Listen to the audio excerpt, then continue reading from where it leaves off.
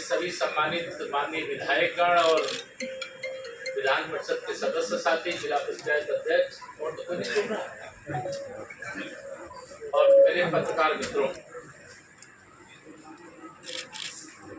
आप सभी जानते हैं कि माननीय प्रधानमंत्री मोदी जी के नेतृत्व में हम 11 साल बेमिसाल ही नहीं, देश के लिए स्वर्णिम काल यह रहा है। उसी को लेकर के आज आप सभी से आज पत्रकार वार्ता के माध्यम से चर्चा करने के लिए आया हूं। 2014 से पहले देश निराशा के गर्त में डूबा हुआ था। गरीबी हटाओ के नारे तो दिए जाते थे, लेकिन गरीबी हटाने के लिए ईमानदारी से कोई प्रयास नहीं किया गया। गरीबी ज्यों की त्यों बनी रही, लेकिन 2014 से 2025 के बीच में 27 करोड़ लोग गरीबी रेखा से बाहर निकले। देश में जिन गरीबों के पास रहने का अपना घर नहीं था, उनको प्रधानमंत्री आवास से लेकर के उज्ज्वला योजना के माध्यम से गैस का कनेक्शन देने से लेकर के स्वच्छ भारत स्वस्थ भारत का संकल्प लेते हुए हर घर में शौचालय बनवाने से लेकर के कोई बीमार है तो उसको इलाज के लिए आयुष्मान कार्ड उपलब्ध कराने से लेकर के सौभाग्य योजना से जिन्होंने आज़ादी के बाद बिजली का उजाला क्या होता नहीं देखा तो उनके घरों में बिजली लगवाते हुए, जिन घरों में दोनों समय भोजन का प्रबंध नहीं होता था, कोरोना काल से प्रधानमंत्री गरीब कल्याण अन्न योजना के माध्यम से राशन उपलब्ध कराते हुए, मैं जितनी चर्चा करूं वह कम होगी। प्रधानमंत्री जी ने गरीबी का जीवन स्वयं जिया था, इसलिए वह गरीबों का दर्द जानते हैं। और कांग्रेस जिसने लगभग 60 साल तक देश में शासन किया, वह गरीबों की बात करती थी, लेकिन गरीबों का वास्तविक दर्द नहीं जानती। इसीलिए कहते जाके पैर न फटी बेवाई, वह क्या जाने पीर पराई। तो प्रधानमंत्री जी चूंकि उस दर्द को देखते हुए, उस दर्द से जूझते हुए, एक गरीब माँ बाप के बेटे के रूप में, देश के प्रधान सेवक के रूप में, प्रधानमंत्री के रूप में जब जिम्मेदारी लिए तो अनेक उपलब्धियां, और उन उपलब्धियों के क्रम में अगर मैं आपसे चर्चा करूं कि अगर कोई बात आज कही जाती है तो पूरे देश के 104 हर क्षेत्र में प्रगति कर रहा है।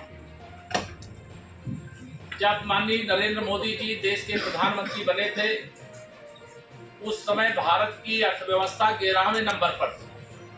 आज जब मैं आपके बीच में 11 वर्ष पूरे होने पर बातचीत करने के लिए बैठा हूं, तो दुनिया की चौथी अर्थव्यवस्था के रूप में भारत ने दुनिया के 4 देश, अगर मैं कहूं अमेरिका, चीन, जर्मनी के बाद चौथा आर्थिक दृष्टि से महाशक्ति के रूप में उभरा हुआ देश है, तो वो भारत है। सामरिक दृष्टि से अगर हम कहें 2014 से लेकर के 2025 के बीच आतंकवादियों के जो हमले होते थे, उसका जवाब सर्जिकल स्ट्राइक, एयर स्ट्राइक, और अभी ऑपरेशन सिंदूर जो अभी जारी है, उसके माध्यम से देने वाला भारत एक ऐसा देश है जिसके बारे में कहा जाता है, पहले कहते थे कि सत्य यदि दुर्बल हुआ तो कौन उस पर कान देता, शक्तिशाली की गलत भी बात यह जग मान लेता। पहले अमेरिका का दुश्मन अगर पाकिस्तान में छिपा है, तो अमेरिका अगर पाकिस्तान में घुस करके अपने दुश्मन ओसामा बिन लादेन को मारे तो वो जायज माना जाता था। लेकिन अगर भारत अपने दुश्मन को पाकिस्तान में घुस करके मारे तो उसको कहते थे नहीं, ये तो गलत है। लेकिन आज का भारत ऐसा नहीं है। अगर अमेरिका अपने दुश्मन को पाकिस्तान के अंदर घुस करके मार सकता है, तो भारत की सेना भी पाकिस्तान में अगर देश का दुश्मन छिपा हुआ है तो उसके ठिकाने पर सटीक निशाना लगा करके उसको मार सकता है, उसके अड्डे को तबाह कर सकता है। और पाकिस्तान का जो सेना का मुख्यालय रावलपिंडी और उनके एयरबेस सब ध्वस्त कर सकता है। और यहाँ कहाँ कैसे हुआ, ये भारत की जो रक्षा क्षेत्र में उपलब्धि है, इसमें ब्रह्मोस मिसाइल की गूंज आज पूरी दुनिया सुन रही है। वो टेस्टेड है, टेस्टेड कहाँ, वो टेस्ट कहाँ किया गया, पाकिस्तान के ऊपर, और ट्रस्ट किसको है, पूरी दुनिया को। तो यह एक बड़ी उपलब्धि सामरिक दृष्टि से भारत ने अर्जित की है। आज भारत परमाणु शक्ति संपन्न होने के साथ साथ अगर मैं कहूं कि अंतरिक्ष के क्षेत्र भारत ने अपना महत्वपूर्ण स्थान अर्जित किया है, तो दुनिया के जो 4 देश 5 देश अपना वर्चस्व रखते थे, उनको मालूम है कि भारत किसी भी क्षेत्र में अब पीछे नहीं है। भारत भी हर क्षेत्र में अपना तिरंगा फहरा सकता है और हम फहरा रहे हैं। यह हमारी उपलब्धि में एक हमारी उपलब्धि यह भी है। पहले यह नहीं हो पाएगा, यह नहीं हो सकता, इस प्रकार की जो बातें, निराशा से भरा हुआ भारत था, आज वो निराशा से बाहर आकर के यह विश्वास से कह सकता है कि आज सब कुछ हो सकता है। क्यों हो सकता है? क्योंकि माननीय नरेंद्र मोदी जी के नेतृत्व की सरकार है और मोदी जी भरोसा देने का काम करते हैं, देश को विश्वास दिलाने का काम करते हैं। देश का युवा हो, किसान हो, महिलाएं हो, गरीब हो, सभी के जीवन में खुशहाली लाने के लिए अनेक प्रकार के प्रयास हुए हैं। मैं यहाँ आप सब लोग, चूंकि यहाँ आज 11 वर्ष की प्रधानमंत्री श्री नरेंद्र मोदी जी के नेतृत्व में जो कार्यकाल रहा है, उस कार्यकाल पर मैंने आपके सामने ये बातें रखी है और मैं ये गर्वपूर्वक कह सकता हूँ कि हम हर क्षेत्र में समाज जीवन का, राष्ट्र की आवश्यकता का, गांव हो, शहर हो, सभी क्षेत्रों में हमने विकास किया और सर्वांगीण विकास किया। मैं काशी का उदाहरण, विरासत ही विकास हुई। हम अपनी धरोहर को सुरक्षित भी रखने का काम करते हैं। हमारा तो बचपन से ही काशी से लगाव रहा है, प्रयागराज का रहने वाला हूं और मैंने काशी भी देखी है, वह प्रयागराज भी देखा है, जो 2014 और 2017 के पहले का था और 2025 का भी देख रहा हूं। असंभव आज संभव हुआ है। आज हर हाथ के लिए रोजगार के अवसर उपलब्ध हो रहे हैं और हर क्षेत्र में हमारा देश और प्रदेश और हमारा वाराणसी विकास कर रहा है। मैं इतना कहना चाहता हूं। अब आप सब कोई सवाल हो तो जरूर पूछ सकते हैं। ने तकनीक के आधार पर तरक्की की, ये हमारी सरकार की ऐतिहासिक डबल इंजन सरकार की उपलब्धि है। शासन का मतलब अब देशवासियों की सेवा करना है, शोषण करना नहीं है, भ्रष्टाचार करना नहीं है। और योजनाओं के नाम पर सत्ता में बैठे लोग अगर तिजोरी भरने का काम करते तो वह युग ही समाप्त हो गया।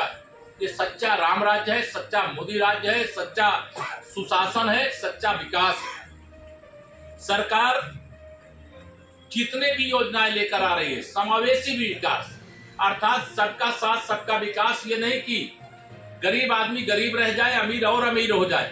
गरीब भी मुख्य देश के विकास की मुख्य धारा का हिस्सा बने और अमीर और अपने उद्योग लगावे और आगे बढ़े और देश को आर्थिक रूप से समृद्ध बनावे, देश की अर्थव्यवस्था को दुनिया में नंबर 1 बनावे।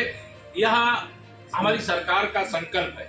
आप सब के सामने जब यहाँ पर बैठा हूँ तो 11 साल पूरे होने पर इसी जून के महीने में 21 जून को विश्व योग दिवस, और विश्व योग दिवस ये माननीय प्रधानमंत्री जी के नेतृत्व में देश की बड़ी उपलब्धि है कि दुनिया के लगभग सभी देश 21 जून को विश्व योग दिवस के अवसर पर योग करते हैं निरोग रहने के लिए। ये भारत की एक बड़ी उपलब्धि है। अगर अभी मैं 25 तारीख आने वाला है, 25 जून को आप सबको मालूम है, 25 जून जो आने वाला है, 50 साल ये जो श्री राहुल गांधी एंड कंपनी भारत के उस संविधान का अपमान करते हुए लेकर के पब्लिक को गुमराह करते रहे, इन लोगों ने संविधान की हत्या की, इस देश में आपातकाल लगाया, लोकतंत्र को बंधक बनाया, मीडिया को पूरी तरह से बंधक बनाने का काम किया था। उसके 50 साल पूरे हो रहे हैं और भारत का लोकतंत्र आज मजबूत हुआ है। भारत लगातार विजय यात्रा पर है और भारतीय जनता पार्टी भी विजय यात्रा पर। भारतीय जनता पार्टी की इस विजय यात्रा से बौखलाए घबराए लोग भारत की विकास यात्रा को नहीं देख पा रहे, और उसको नहीं देखने के कारण जब चुनाव में पराजय होती है तो यहाँ उसको हजम भी नहीं कर पाते, संवैधानिक संस्थाओं पर आरोप लगाने का पाप करते हैं, काम करते हैं। तो मैं 11 साल की उपलब्धियों के क्रम में आपको यह भी बताऊंगा कि आज चाहे आतंकवाद हो चाहे नक्सलवाद, ये अंतिम सांसें ले रहा है। अगर मैं कहूं कि डिफेंस सेक्टर में पहले हम दुनिया के अलग अलग देशों से केवल हथियार खरीदे जाने वाले देशों के रूप में जाने जाते हैं, लेकिन आज हमें गर्व है कि माननीय प्रधानमंत्री जी ने जो आत्मनिर्भर भारत, मेक इन इंडिया का नारा दिया, स्टार्टअप का नारा दिया, उसका परिणाम यह है कि अलग अलग क्षेत्रों में देश ने ऐसी ऐतिहासिक उपलब्धि किया कि डिफेंस सेक्टर में ही 30 गुना हमारा निर्यात बढ़ा है। हमने अब हथियार केवल खरीदने वाले देश के रूप में नहीं बल्कि हथियार बेचने वाले देश के रूप में भी जाने जाते हैं। लेकिन माननीय प्रधानमंत्री जी ने जीरो टॉलरेंस की जो नीति अपनाई, उसका परिणाम यह है कि आज भ्रष्टाचार मुक्त भारत कहने का साहस हर देशवासी के अंदर है। और गरीब कल्याण के लिए जो मैंने जहां से मैंने बात किया, गरीब कल्याण के लिए इतनी योजनाओं का जो अंबार है, इतनी योजनाओं की भरमार है, उस योजना के पीछे भ्रष्टाचार मुक्त भारत के लिए उठाए गए कदम के परिणाम स्वरूप आज गरीबों को वह सभी जरूरी सुविधाएं मिल रही जिसका उनको अधिकार था, जो उन्हें पहले मिलना चाहिए था, लेकिन भ्रष्टाचार के कारण वह उनको नहीं मिल पा रहा था। योजनाएं बनती थी, दिल्ली से 1 रुपया भेजते थे तो जिनके पास पहुंचना है वो पहुंचते पहुंचते 15 पैसा पहुंचता था, और 85 पैसा बीच में, विशेष तौर से मैं कहूं कि कांग्रेस के भ्रष्टाचारी या खा जाया करते।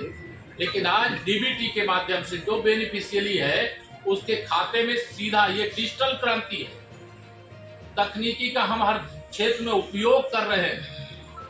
भारत के गांव हो या शहर हो, आज वो विकास की मुख्य धारा का हिस्सा बन गए।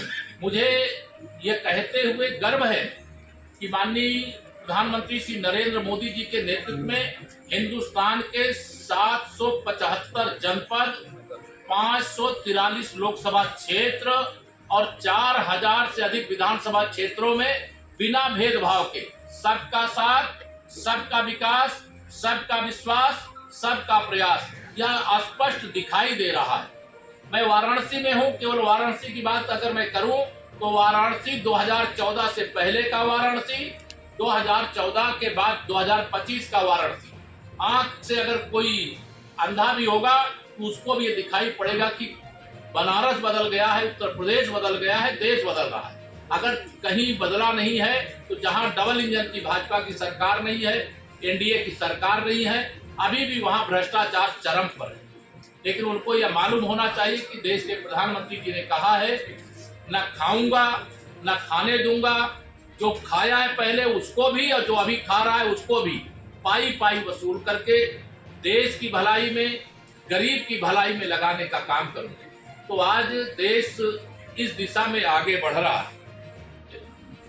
लेकिन दो निशान, दो विधान, वहां का अलग से संविधान होता था, लेकिन डॉक्टर श्यामा प्रसाद मुखर्जी जी का वह बलिदान साकार हो गया।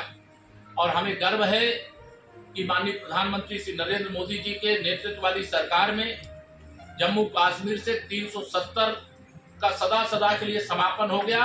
अब जैसे वाराणसी में एक तिरंगा एक राष्ट्र के लिए फहराता है, वैसे जम्मू कश्मीर के भी हर सरकारी और गैर सरकारी भवन में अगर कोई एक ध्वज होता है तो वो तिरंगा होता है। एक भारत का संविधान बाबा साहब भीमराव अम्बेडकर जी का संविधान होता है। तो यह हमारी उपलब्धि है। मैं भ्रष्टाचार, यह भारत के अंदर आप सब अवगत, हमारे प्रधानमंत्री जी का एक नारा कि एक भारत श्रेष्ठ भारत, हम संपूर्ण भारत को एकजुट करते हुए देश के 140 करोड़ लोग, अभी पाकिस्तान के आतंकवादी हमले के जवाब में जब हमारी सेना ने कार्रवाई की तो पाकिस्तान पूरी दुनिया में कहा भारत ने हमला कर दिया, लेकिन पाकिस्तान ने यह नहीं बताया कि वह आतंकवादियों को पैदा करने की फैक्ट्री चलाता है। लेकिन प्रधानमंत्री श्री नरेंद्र मोदी जी के नेतृत्व में सबसे बड़ी उपलब्धि यह है कि भारत का सर्वदलीय प्रतिनिधिमंडल दुनिया के अलग अलग देशों में जाकर के भारत का मजबूती से पक्ष रखने का काम किया। अर्थात दल किसी का अलग होगा, लेकिन देश के हित में 140 करोड़ पक्ष और विपक्ष या एकजुट है। यह भी एक संदेश देने का काम हुआ है। इस देश में आप सब जानते हैं, माननीय प्रधानमंत्री श्री नरेंद्र मोदी